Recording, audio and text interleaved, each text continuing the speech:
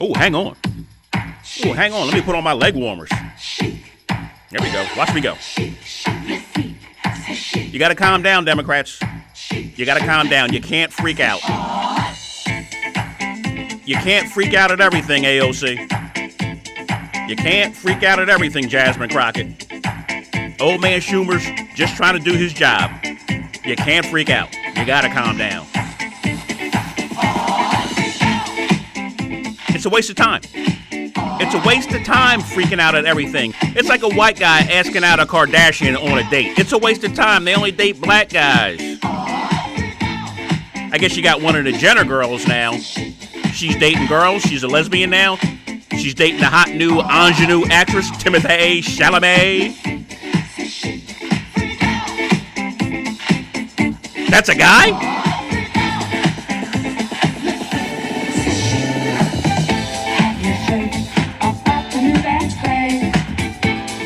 Welcome to the Comparison Guy podcast. Listen on Apple Podcasts, listen on Spotify. If you're on YouTube, you don't want to keep it open, no video, go on up top. Go on up top, click on Apple Podcasts, click on Spotify, listen there. Oh, wait a second. Wait a second. What is this?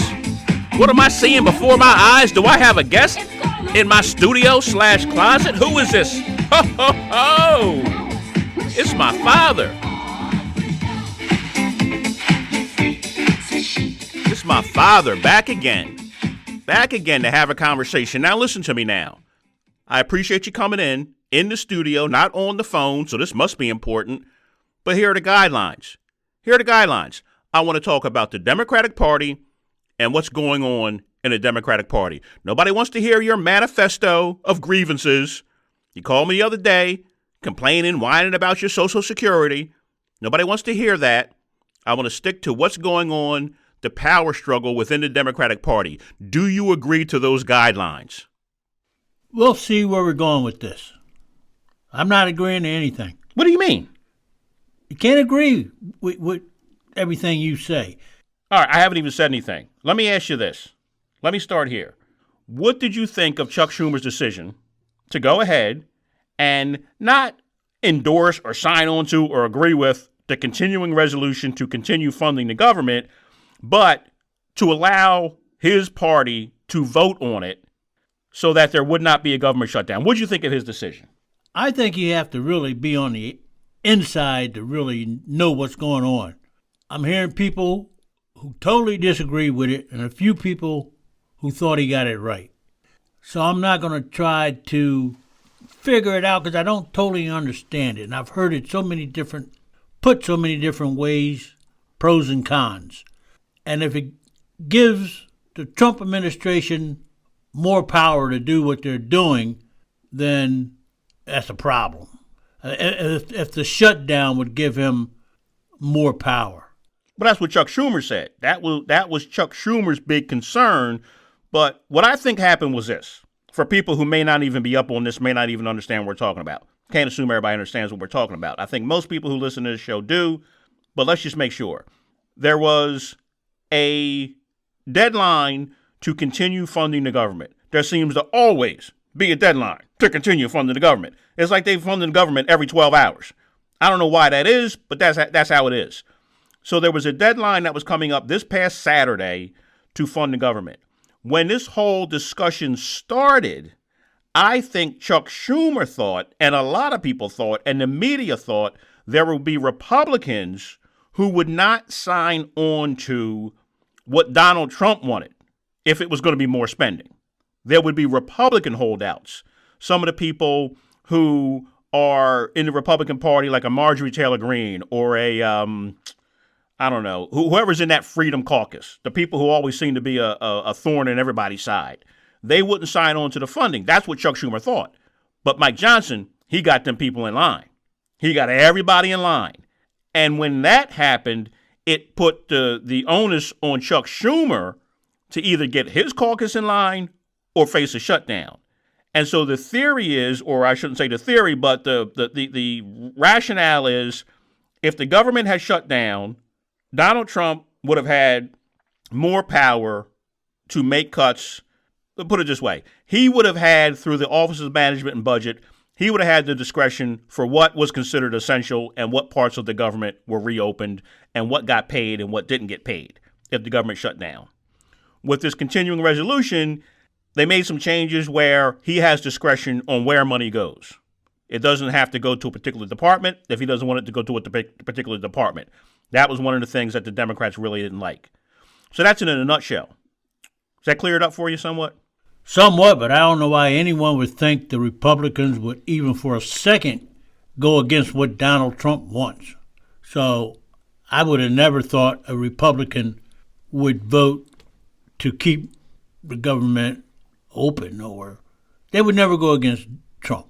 Well, they're spineless.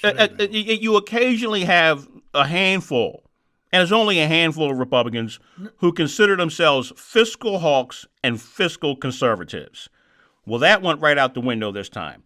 Even though you can say, well, there wasn't a ton of extra spending added. It wasn't that kind of a bill. It wasn't a bill where they said we're gonna increase the debt limit, that sort of thing. That's where even Donald Trump runs into an issue with some people in the Republican caucus. If you're trying to increase the debt limit, if you're trying to increase spending, you do have these fiscal hawks that will come out and say, no, we won't do that. And that's when Democrats actually have leverage, because you got to fund the government. Got to fund the government. Got to fund defense spending. Got to pay people their Social Security checks. You got to fund the government. So if Republicans are being stubborn on increasing debt limits, then Democrats have leverage if they're needed. That wasn't the case here. That wasn't the case. So what you say when you say you're hearing both sides of the argument, those people who are arguing he should have made more demands, Chuck Schumer should have got something for this. What? What was there to get? There was nothing to get. They were not going to negotiate. Agree? Republicans were not going to negotiate. Oh, why should they? Exactly. Exactly. Yeah, they don't have any reason to negotiate. The Democrats, they really didn't have any leverage. It was either sign what they put in front of them, because that's the way it is. They have the House, they have the Senate. So when you hold power of the two chambers, you decide what bill gets put on the floor to vote on. So all of this, well, we wanted a 30-day CR. We wanted a 30-day extension. We could have done that. We could have fought for a 3-month extension.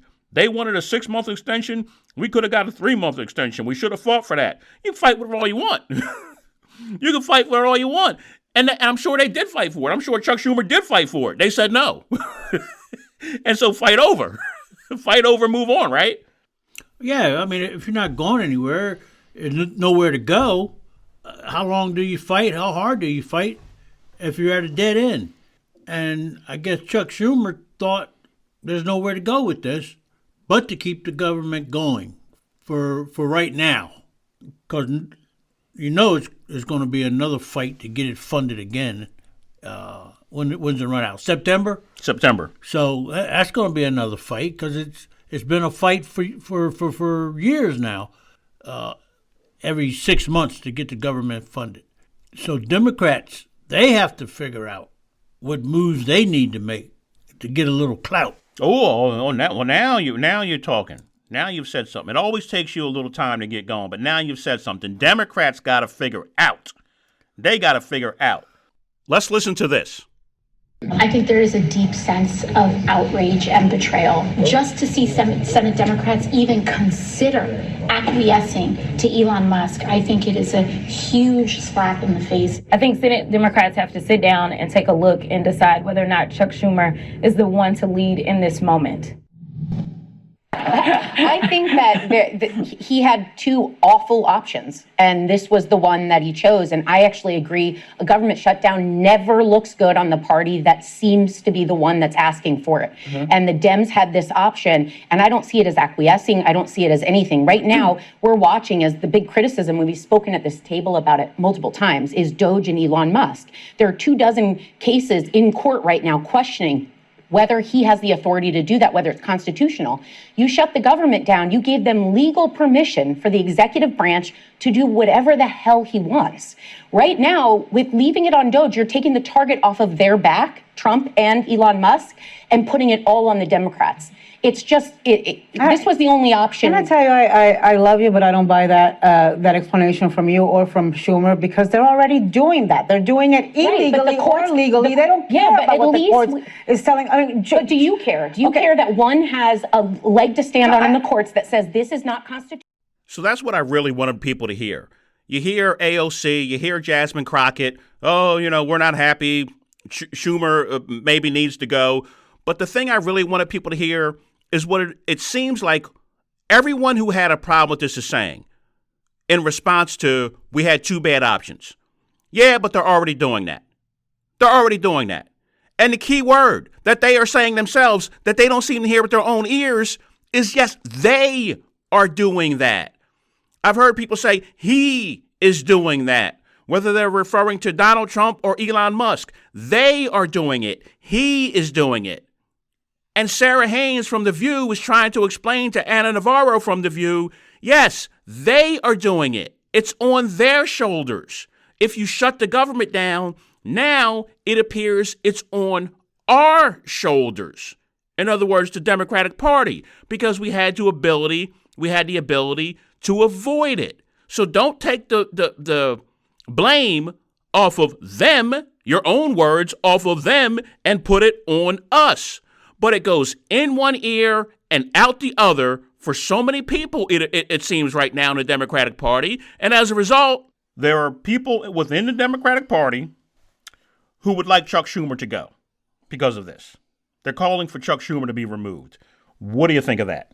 Nothing wrong with having some experience, but maybe he is a little dated.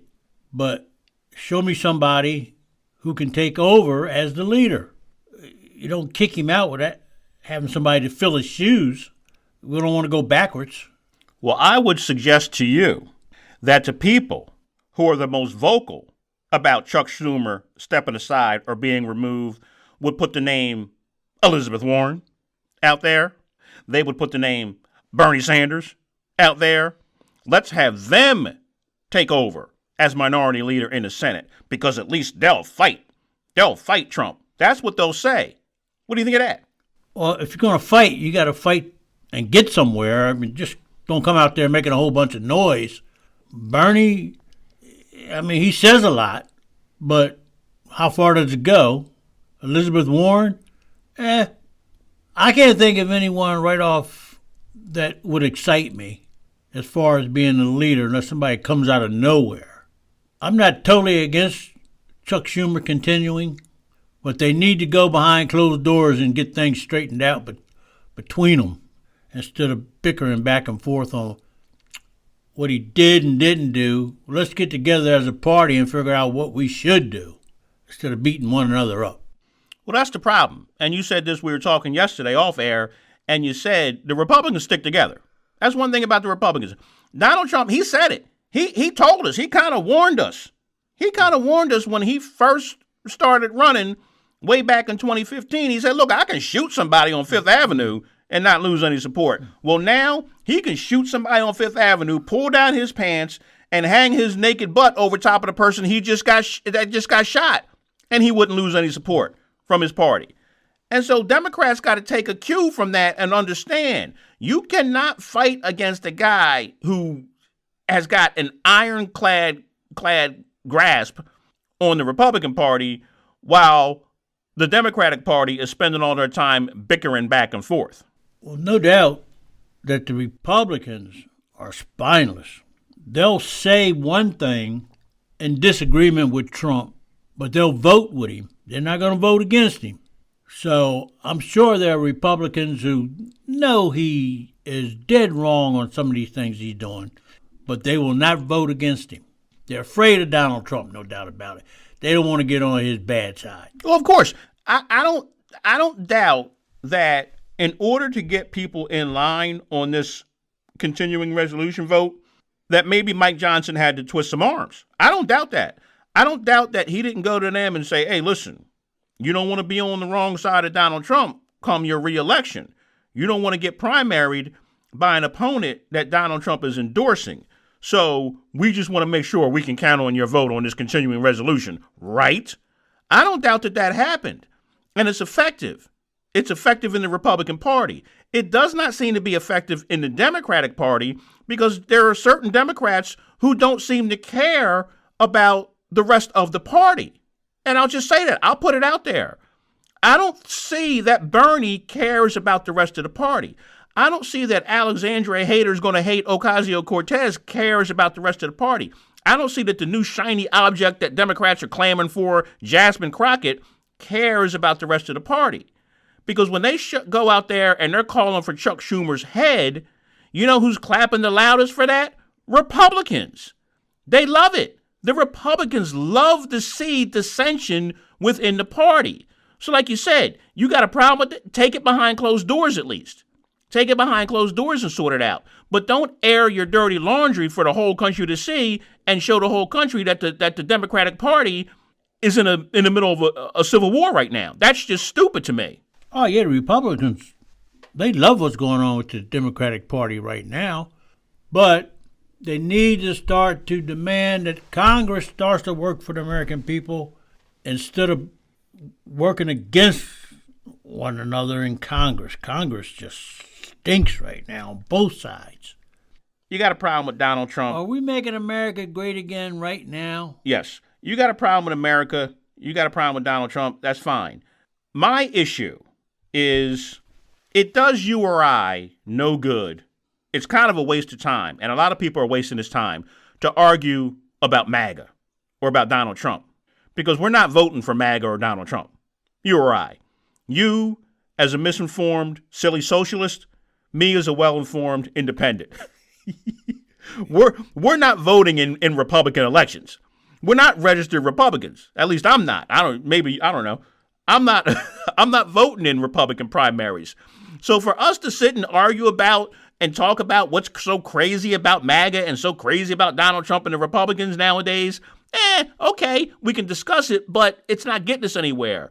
What would get us somewhere is to discuss the dysfunction and what's broken and what needs to improve in the Democratic Party. And I submit to you that it is time to politely ask certain people, like a Bernie Sanders, like an Elizabeth Warren, like a Jasmine Crockett, like an Alexandria probably prefers hand dryers to paper towels, Ocasio-Cortez, to kindly leave the Democratic Party and go start their own progressive caucus.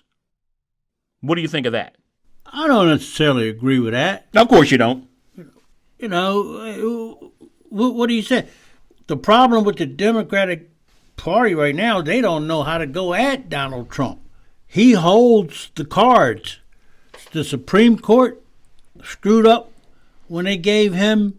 He does not. Don't you dare say it. Don't you dare say it. He does not have immunity. He has immunity. He does not have immunity. He has immunity when it comes to executive decision. He does not have immunity. What he says, everything is an executive decision. He does. What he says doesn't matter. He does not have immunity. What do you mean what he said? Where you been?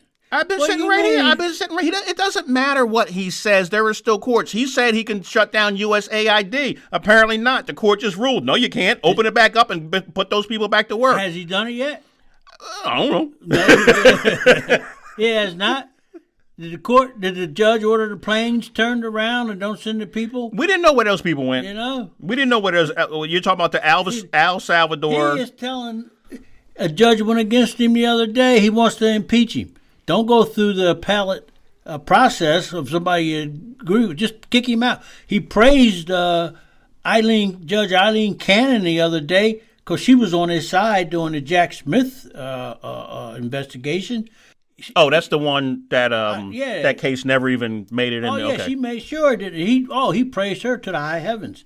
So the Democrats, they got very little to work with when it comes to Donald Trump. They don't know how to get leverage with this guy. And until they figure it out, until the country figures it out, they got to get Donald Trump on the run. Okay, well, to get him on the run, you got to keep the focus on him. All right? So I'll concede to you what you just said. He is not listening to the courts. The courts make a ruling, reopen USAID, put those people back to work. You don't have the authority to do that. He thumbs his nose at that. Okay, make sure that stays in the spotlight. Remind all those constitutional Republicans and keep the spotlight on that. Do not pull the spotlight off of anything that Donald Trump is doing in regards to that by shutting down the government. That's what I say. All the names I just gave you, the Bernie Sanders, Elizabeth Warren, Jasmine Crockett, they're all these, maybe not Bernie, I don't know. But they're all these people who, like I said, they're calling for Chuck Schumer's head and wanted the government shut down. All that would have done is taken the attention off of Doge and Trump defying the courts, not following the Constitution, getting into tariff wars with Canada and China and any other country he can figure out. Don't take the attention off of that stuff. If you're going to fight them, you need to keep the attention on those things. Well, one minute you say you shouldn't talk about Trump every second of the day. You absolutely shouldn't. But then now you just said you got to pay attention. And no, I'm very clear about that.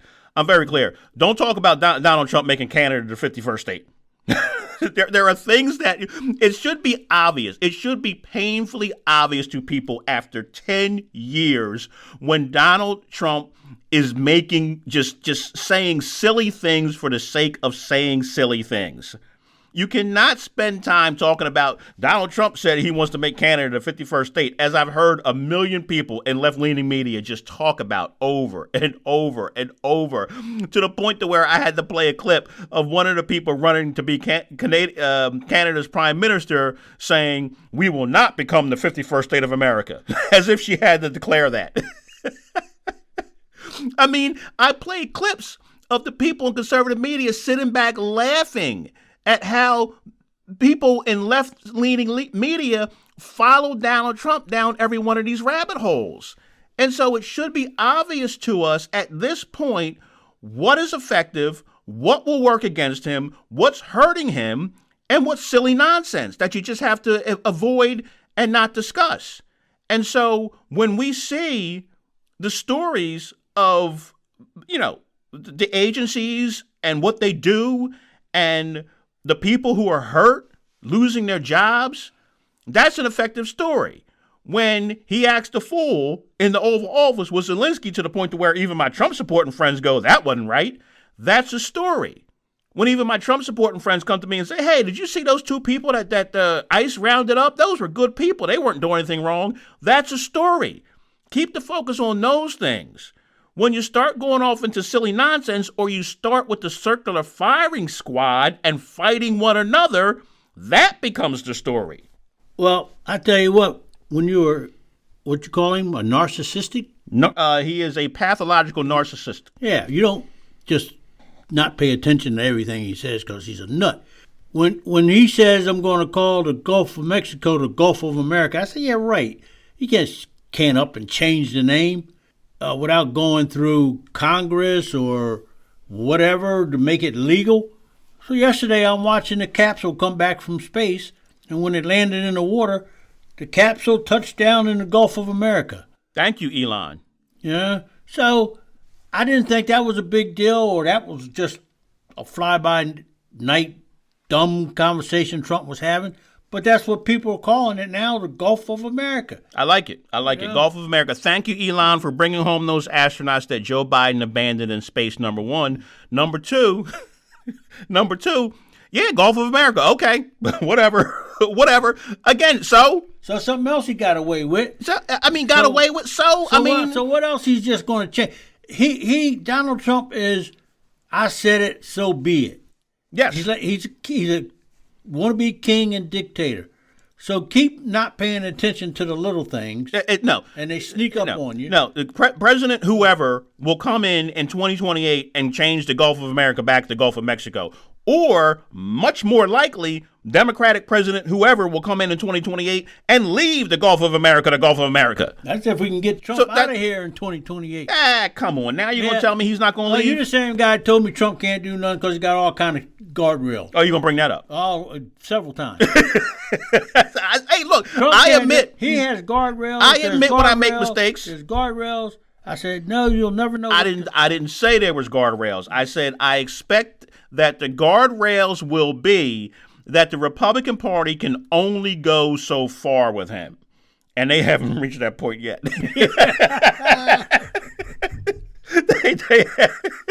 they haven't reached their limit yet. But the guardrail is the closer we get to the midterms, we're only 6 weeks into this doggone thing. Yeah, look at all the damage in 6 weeks. What do you think 6 months gonna look like?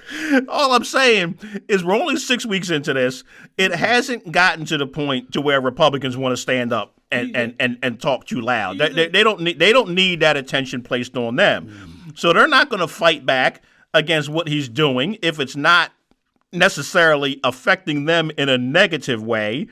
As it gets closer to the midterms, okay, you may see some Republicans pushing back a little harder, maybe, I don't know. But the guardrail thing, I admit it. I admitted it in my episode what I got wrong. I said, you know what? I may have been wrong about that whole guardrails thing. There may be no guardrails on this maniac. But the bottom line is, think about it.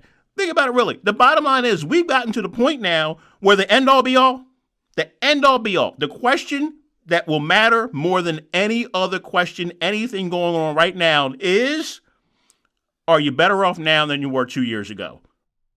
Are you better off now than you were 4 years ago? That's it. That's all that matters. No. No. What do you mean no? No. It's only, I didn't ask you, are you better off now than you were 6 weeks ago? Yeah, we don't ask people that. I worry about being better off today than I was tomorrow or yesterday. I want to be a little bit. Now, you said I was whining about my Social Security. Exactly. Something I paid into for 52 years. You probably gotten way more than you put in. And I tried to make sure by doing things right, by paying off a house, doing repairs to the house, updates to the house, making sure that I could live off my Social Security. Now 2 dumbos come along and threaten to take it or make it almost impossible to get by coming up with something stupid. Nobody's taking your Social Security. Yeah, okay. You say that when I be coming to you for money. Whoa, hang on. Yeah. I say, look, you don't want to hear that. Nobody is taking your Social Security. Now, when I thought I was living comfortably and my days are winding down, now I wake up every day worrying about my Social Security, and I shouldn't have to. Well, here's the thing. I shouldn't have to. Here's the question. All right? Again, Democrats are, I said in another episode, they're complicit. All right? They want to act like they're not. They don't have clean hands in this problem, in this issue. What politician does? Well, right. So we didn't get here. It's not like, a man and a woman laid down and had sex, and then the woman got pregnant. The guy can turn to her and say, I ain't had nothing to do with that. Oh, no, you had something to do with it. The Democrats had something to do with where we are right now. In the past few years, the Democrats particularly had something to do with where we are right now. $9 trillion in spending every single year under Joe Biden has something to do with where we are right now. We can argue over the COVID spending, how much of it was Donald Trump COVID spending, how much of it was Joe Biden COVID spending, but the fact of the matter is Democrats don't have clean hands. Let me ask you this. Do you know what the size of the economy of Germany is? Germany's economy is $4.92 trillion. Almost $5 trillion. We spent last year obligated spending $9.7 trillion. Under Joe Biden, we've spent over $9 trillion, in some cases close to $10 trillion every single year. We spent almost twice as much as the doggone size of Germany's entire economy. Germany has the 3rd largest economy on the globe. They're the largest economy in Europe, and we spent almost twice as much as their entire economy. It's laughable. It's absolutely laughable that Democrats can sit back after they ran a campaign calling Donald Trump the worst spender in the history of America. Oh my God, he spent so irresponsibly, that they can sit back and act as if they have clean hands in this whole deficit problem that we're facing. There is no great mystery here. All you have to do is go look. We brought in, coincidentally, $4.9 trillion in 2024 in revenue. In other words, taxes. That's what we brought in. Same as the size of the economy of Germany. $5 trillion almost in taxes. Department of Health and Human Services, Medicare, Medicaid, spending $2.5 trillion. Social Security, $1.6 trillion. So we're up over $3.5 trillion already. Department of Defense, $1.4 trillion. We're at $5 trillion. We're at $5 trillion. All our money's gone. All our money's spent. Medicare, Medicaid, Social Security, Department of Defense. All our money's spent. Department of Treasury, in other words, interest on the debt, $1.8 trillion. Now we're in the hole. We're in the hole by over $2 trillion, just like that. We haven't funded the VA. We haven't funded Department of Agriculture, which is SNAP benefits. We haven't funded Department of Education. We haven't funded the Department of Transportation, keep airplanes up in the air. We haven't funded Department of Homeland Security. We haven't funded Department of Housing and Urban Development. We haven't funded Department of Energy. We haven't funded Department of Labor. And I haven't even got started. And I haven't even got started on all the departments of this government. It's a joke. It's a joke that no one is talking about this in this way. That our money that we bring in taxes is gone. It's gone by 3 departments: Health and Human Services, Social Security, and Defense. Which is why we spend 6 and 7 and 8 and 9 trillion. So where do you start? Where do you start to cut that spending? Something has to be done. It's not sustainable. Where do you do? Well, first off, you just don't take a chainsaw and start just cutting down live trees and everything else. And Congress comes together and figures out a plan to downsize. Nobody's saying they shouldn't do away with wasteful spending. That's what it sounds like they're saying to me. No, everybody agrees for years. Oh, everybody agrees. But every single cut everybody agrees. But every single cut so far they say no to. That's how you do it. You don't take hardworking people and throw them out just because. You don't throw people out in the street just because I want to save X amount of dollars. There's a system that should have been put in place where you install management people. You're talking silly. So let me put it to you this way. You have a business, which you've had a business, which is surprising to me that you would support Democrats, because Democrats basically destroyed your business. Yeah. I destroyed my own business. Well, no, it was Democrats. It was Democrats and their regulations. We don't get into personal. It was the government, period. Thank you. It was the government. It was Democrats. So you have a business, and your business is about to fail. You got 10,000 employees, and your business isn't doing well. It's about to fail. The only way you can save your business is lay off half of your workforce, 5,000 employees. Do you just keep on going, say, oh, I can't, it'll break my heart? They have families. They have children. They're good people. I can't do it. I can't lay off 5,000 people and let your business go under. And so 10,000 people are out of work. What do? You got to make a decision. This is not a There's a way to make a decision.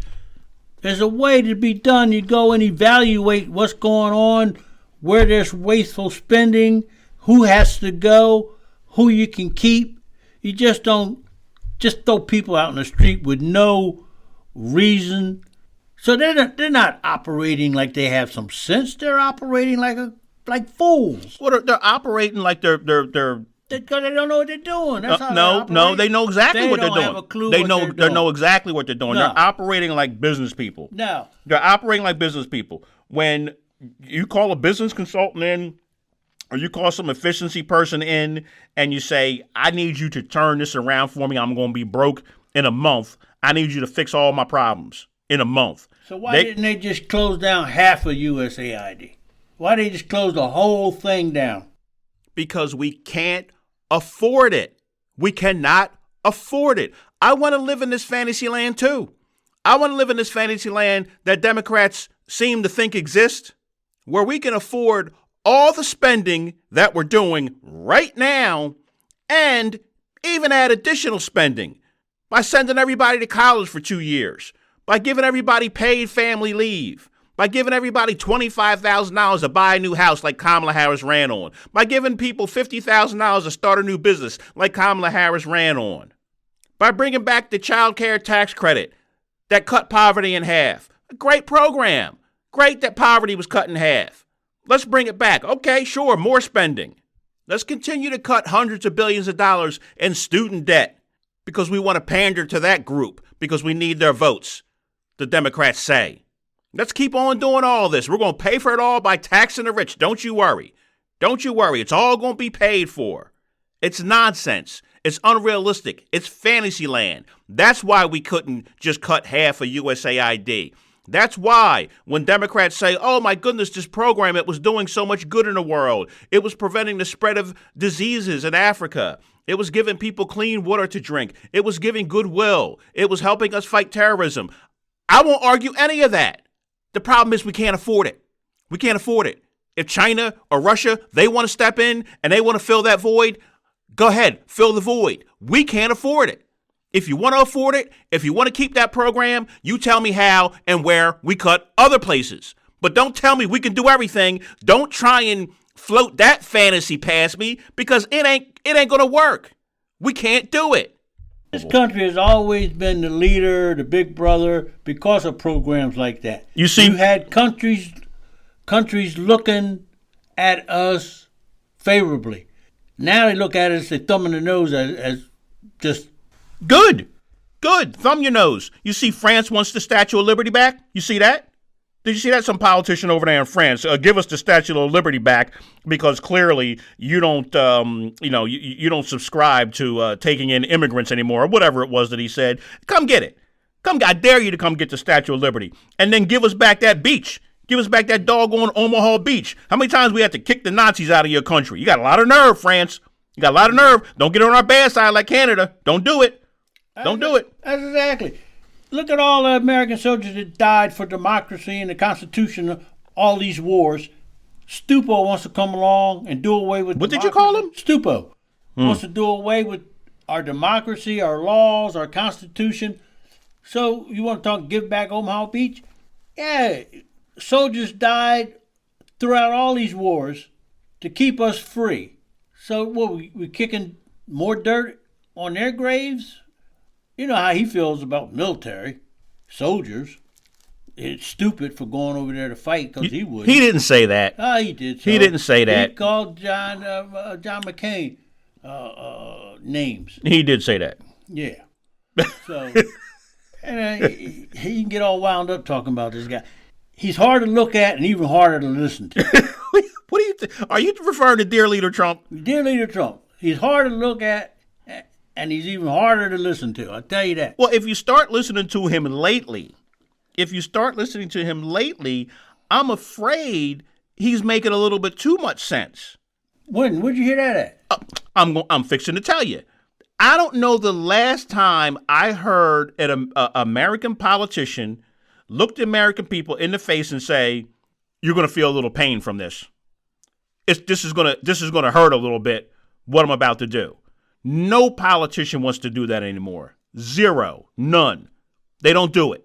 Everything is great. Nah, don't worry. Don't worry. Nah, the country's not on fire. No, crime is coming down. Don't worry. Them bullets that are just grazing your butt every time you walk out the door, pay no attention to that. Oh, no, Bidenomics is going fantastic. Pay no attention to those grocery store prices. Everything is fantastic. Don't worry about nothing. Now, here comes Dear Leader Trump, and he's kind of going, hey, look. We are going to go through an adjustment period. I was listening to one of the top left-leaning podcasts yesterday, and they go, well, how's that adjustment period going? And the guy goes, bad for the American people. Yeah, that's why they call it an adjustment period. Adjustment periods generally don't indicate something that's going to be good. An adjustment period is bad. And then you hopefully get to the good. You get to the better. And so when Donald Trump is saying, hey, look, you're going to go through some pain right now. In other words, some people are going to lose their jobs. Prices are going to continue to go higher for the foreseeable future until they start coming down. And we could go into a recession. And we could lose value in the stock market. The fact that he's not panicking over the dropping poll numbers and that media scrutiny on him the way he did the first time around anytime he got bad news, right away, he was lashing out. He was holding press conferences and lashing out and calling people in the media, whatever, all sorts of names for not writing nice stories about him. So the fact that this time around he's going, hey, look, this is what we got to go through. This is what we got to deal with. He's absolutely right. It's what Joe Biden should have told the American people. What do you think about that? Oh, he's just sugarcoating it. Tell him like it is. You're going to lose your home. You won't have jobs. You won't be able to collect unemployment. So you're pretty much homeless, hungry, but you go just a little pain. Just a little pain. That's all. He couldn't care less how much pain you're in. He couldn't care less that you might lose your home and not be able to feed your kids. He's not worried about that kind of those problems. He's fine with I don't buy that. I do. I don't buy. Here's why I don't buy that. Because he wouldn't be trying to just axe everything without some kind of credible explanation. He hasn't given me not one credible explanation. The only thing he says, got to say to the government. When he goes out of here in 4 years, if he goes, the country will still be in debt. Of course we will. Well, of course we will, because we can't touch anything. We can't touch the things where all our spending is. Of course we'll still be in debt, because you have people who are going, all the money is over there, don't touch it. But I want to get back to what I said. I don't want to lose this point, because I said I'm not buying that Donald Trump just doesn't care. I got to explain, because people going to think I'm crazy. Some people. No, Donald Trump cares about himself. We all know that. Even Trump supporters should know that Donald Trump is very much focused on his own glory, on himself. He's a narcissistic man. Narcissists want people to love them, want people to worship them. They don't want people to hate them. They don't want to be hated. People keep trying to say, oh, Donald Trump the dictator, because they want to make that Hitler comparison, because that's what gets people worked up. But I said it a while ago. No, I see Donald Trump more as wanting to be an emperor, wanting to be a Caesar.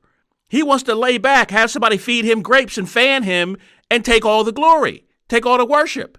And so there has to be something going on in his head that makes him believe what he is doing is going to work out to where people will worship him.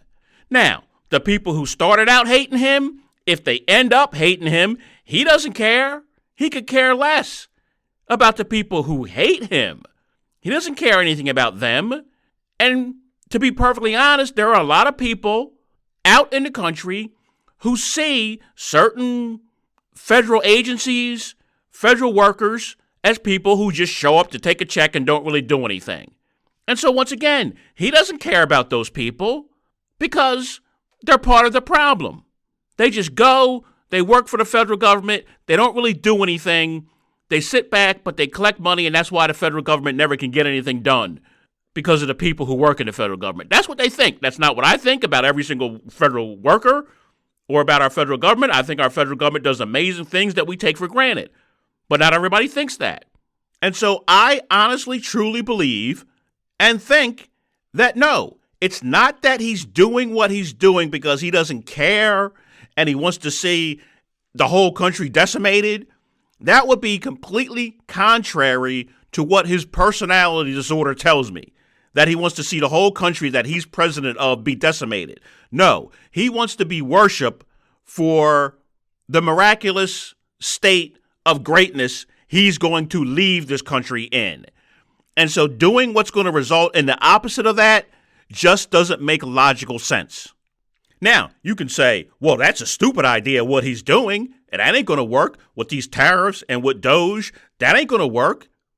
That's fine. I'll agree with you there. I said, if he wants to use Doge to cut federal spending and then give stimulus checks to everybody, and everybody's going to worship and love him for that, I think that's a mistake. I said that.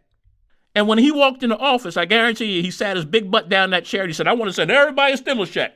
And they said, Donald, we can't. We don't have no money. So he said, then cut all the money so I can send everybody a stimulus check. That's what he wants to do. That's what he's doing. Cut all the money so that I can then send everybody a $10,000, $5,000, $2,000, whatever it is, stimulus check, and I'll be Donald Trump the hero. I believe when I see it. That's the plan. He'll get it. He'll worm his way out of that. He'll worm his way Oh, no, out he'll of send the checks out. It ain't send- his money. He gonna blame.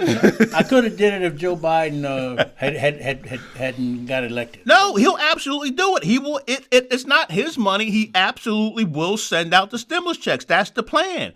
That's, like I said, that's how you get out of all of this bad press right now. This bad press right now, you get through it. You get through a little 3-month recession. You get through, people start forgetting about all those people that got fired. Hey, somebody behind all this mess loses their home. Ain't no $2,000 stimulus check gonna do nothing for them. Oh, no. So No. When the check comes in the mailbox, when my $2,000 check comes in the mailbox, I suddenly forget about that person who lost their home that I was so worried about. oh yeah, Yeah. well, yeah, it didn't hit you right between the eyes. Right, that's the plan. That's the plan.